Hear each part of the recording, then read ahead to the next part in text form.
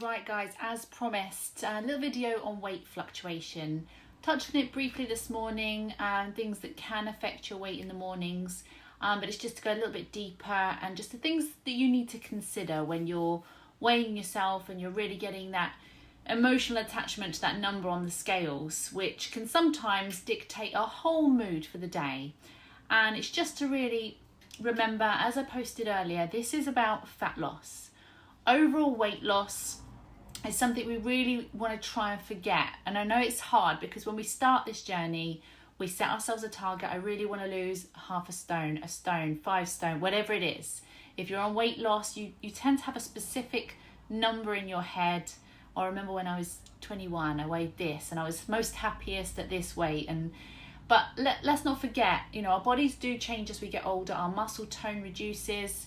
And so there's certain things we need to take into account. When I do a wellness evaluation with my clients, I will ask that question, what's the goal? What are you trying to achieve?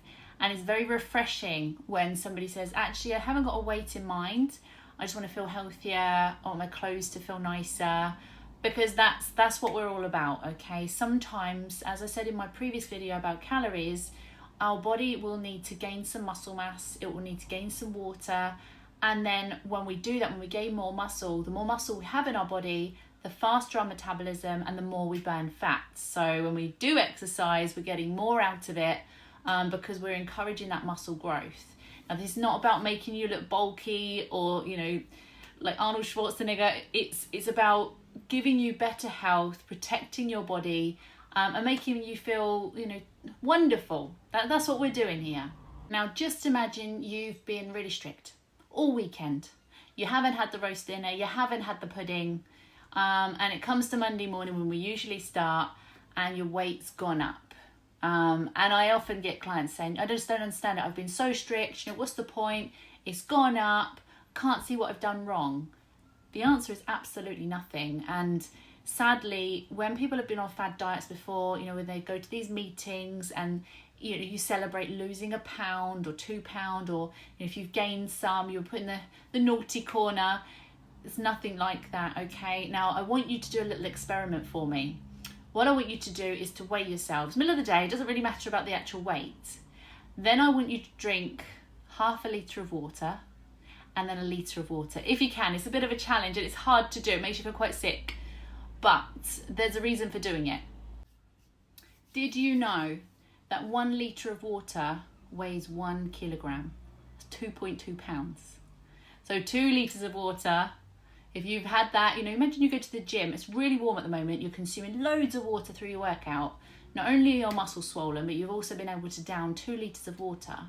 You're going to weigh 4.4 pounds, if not more, maybe 5 pounds because of your swollen muscles after that workout, okay?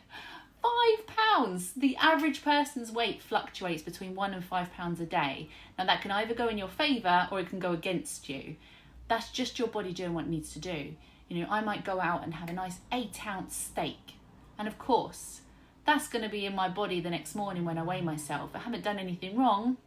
I'm weighing 8 ounces more, plus all the other food, plus any drink that I've had. Food and water weighs quite a lot of weight.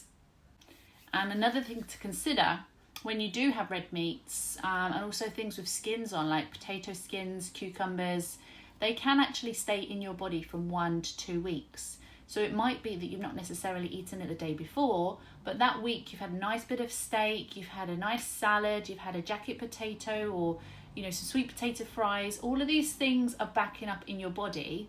Doesn't mean that you're doing anything wrong, doesn't mean you're getting fatter, doesn't mean your centimetres are going up. It just simply means that there's a backlog of food and slowly your body will absorb the nutrients and get rid of the waste that it doesn't want.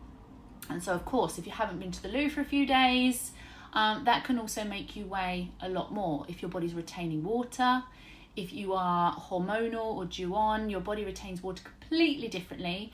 And I know myself, I can gain up to half a stone when my body is in a set period of time. So everyone is completely different. And one of the most important things you can do is not compare yourself to others. Now, if you're somebody that's been in these groups for some time now in the health marathon and you're getting really close to your own set goal, Of course, it could be that your body's still doing what it needs to do, but it slows down. You're now in a very good routine compared to what you used to be. Your lifestyle was very different, and so your body the consistency is keeping those results coming. But then you've got somebody else brand new that's coming in, that's starting a journey. Say they want to lose 5 stone. Their first days, their body is going to be getting rid of all the junk and the bad lifestyle they've had before. It's going to then hold on to the nutrients, and you're going to see the grid and see, Miss Miggins has lost 2k or 2 kilograms, or she's lost 3 kilograms, 5 pounds. Don't let yourself compare to others, because her body, his body, completely different to yours. Now, I know it seems like I'm just going on, and when you say it, it's so obvious, but it's just to reassure you. When your weight is going up, ask yourself a few things. What did I eat this week? Have I been to the gym? Have I been hitting my water target? If the answer is yes to all of those things, it's likely your body is bigger because of those things. It's heavier because of those things, but it does not mean that you have gained body fat. It might be that you've gained some muscle tone, you're more hydrated, you're feeling fabulous. So please do not let that number dictate how you feel. We're looking at, everything as a whole, not this overall weight, which is why we weigh ourselves every single day. We can learn a little bit more about our bodies and why it does fluctuate for everybody. Nobody ever loses weight like this, comes down in a nice straight line. It's always down, plateau, little gain, down, plateau, little gain, down. And that's absolutely everybody that I've ever worked with. So if you're just starting, expect the big losses, but that will slow down. The idea of this is to keep your muscle mass as high as we can for as long as we can, to get your water going up, but your body and visceral fats to come down. Now, that consistency is so important. And for those of you that are near your target, trust the process, stay consistent.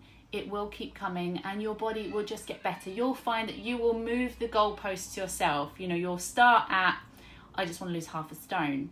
Then you'll start to see definition, and you'll get a little craving to, if I went to the gym as well, what else could I achieve?